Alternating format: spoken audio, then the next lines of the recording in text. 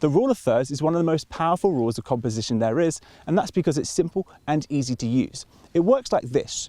You take your scene and you divide it up into third lines. So you draw 2 lines across the scene, one a third of the way into the frame and another 2/3. And you do that horizontally as well, one a third of the way down and another one 2/3 of the way down. And then where these lines intersect, you add interesting points in your scene.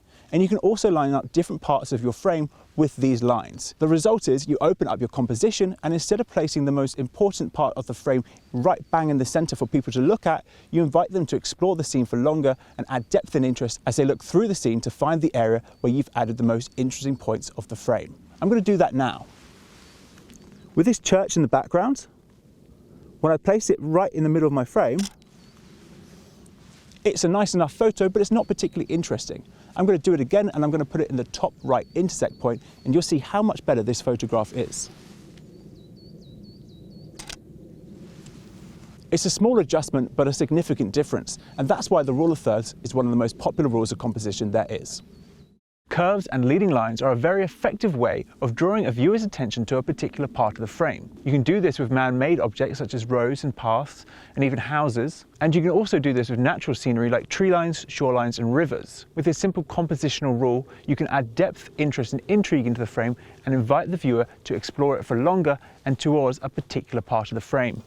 We have a curved leading line going into this frame off into the corner, which then leads you up this mountainside. So the viewer looks into the frame, they follow the line, the depth, and they make their way in.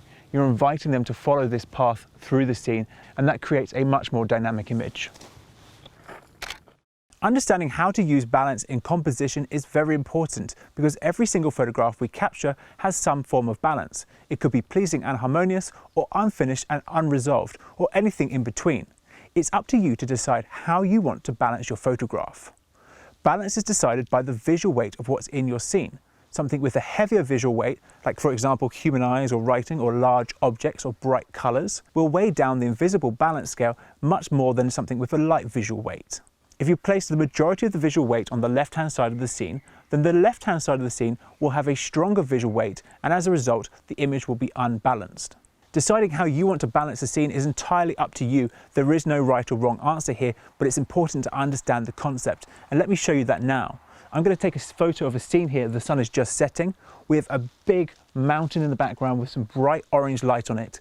And that is going to have a strong visual weight in comparison to the small area of trees on the bottom left-hand side of the photograph. That is not a balanced photo, but it doesn't really need to be. We're not trying to get a balanced photo. We're trying to have an interesting composition. By the image being unbalanced, the viewer is going to look at it for a longer time. Let me show you a balanced photo now. You can tell this is much less interesting. The viewer looks at the scene, gets everything they need to know about it immediately, and then they stop looking at it. It would be unfair to say that unbalanced photos capture a viewer's attention for longer, but it does have a certain something that makes you want to explore the photo. You can still capture perfectly balanced and pleasing photographs and have viewers' attention for a very long time. It all depends on how you frame your scene and what you're capturing. That's balance and visual weight. Horizon placement is fundamentally important when it comes to creating a visually stunning landscape photograph. If the most interesting part of your scene is beneath the horizon, like in this scene behind me, and you place the horizon low in your frame, well, you've just removed the most important part of that image with that choice of horizon placement. The horizon placement should always prioritize the most important part of the frame. If instead of an interesting background here, we had just a boring set of the tree lines, let's say. It's just a tree line, not much going on, but we had this stunning sunset and these clouds that are glowing orange and pink. Well, then we'd want to prioritize that, and we'd have a very low horizon to do that. So we just have the tree lines at the bottom of the frame and these amazing clouds above. That makes all the difference. This horizon placement is fundamental because if you put this horizon in the wrong part of your frame, or worse, you put it straight bang in the center and you cut the frame in half, you don't create an interesting balance or composition, and you remove the most important parts of your image. So be very careful about your horizon placement. Using Foreground Interest as a landscape composition tool is a great way of inviting your viewer to look at your photograph for longer. Instead of just focusing on a background, and admittedly a very interesting one over here, we have a mountain range and some trees and some clouds, we use some foreground interest For example, in this field we have some sheep and some lambs running around. We can use that foreground interest to anchor the interest in the front of the frame, in the bottom third, and then we invite our viewer to explore that frame for longer as they go deeper into the frame. It kind of mixes rule of thirds with leading lines. It invites the viewer to look through the frame. And of course, you're not limited to just using sheep in a field. You can also use trees, and you can use rocks and bridges and roads and paths, all for the purpose of leading the viewer into the frame with a foreground interest. Framing as a rule of composition for landscape photography helps you to add depth, interest, context and scale to your photograph. By using a natural or man-made frame within your photograph, you can add context to that scene and invite the viewer to explore where you're shooting from, and then look deeper into that frame to understand the context of what it is you're shooting.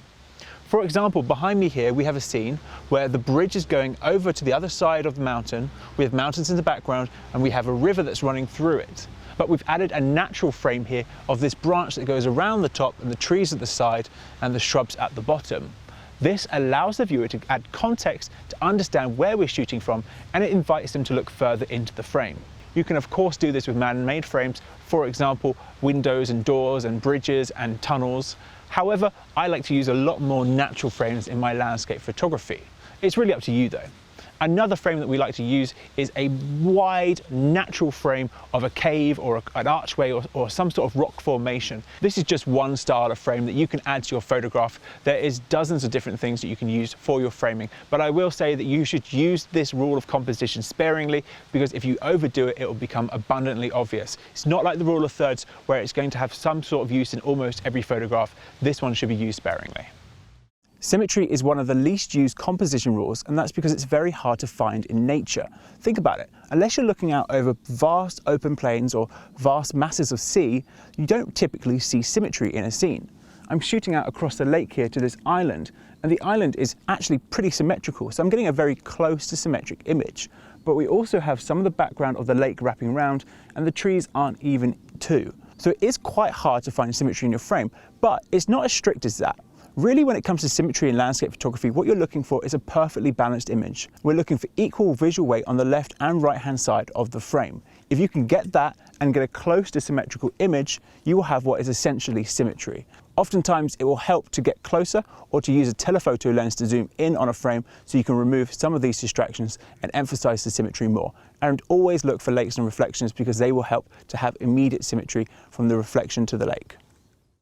Dynamic tension is an unusual but rather interesting rule of composition that you can incorporate into your landscape photography. The rule basically dictates that you have two or more competing areas of attention in the image. So when you look at the photograph, your eyes are drawn in different competing directions, causing this tension. For example, in this scene behind me, we have a line on the road that if I follow, takes me up the mountain and down the mountain. That causes my attention to be split in two different directions. I'm looking left to right, left to right.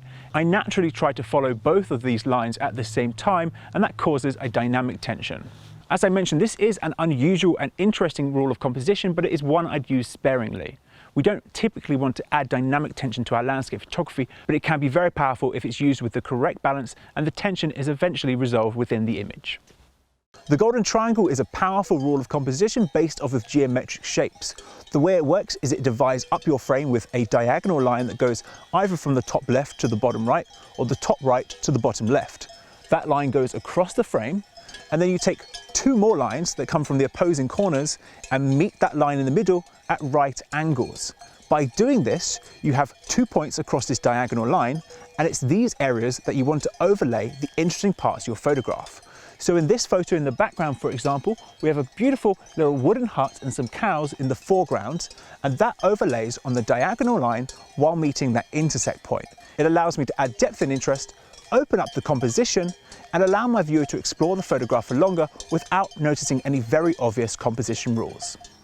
Hey, thanks for watching. If you enjoyed this video, go ahead and leave me a comment. I'd love to hear from you. And if you'd like to see more like it, please consider subscribing. We're posting new videos every Monday at 12 PM London time every single week of the year. Go ahead and check out the links below as well, and I'll catch you in the next video. Thanks for watching.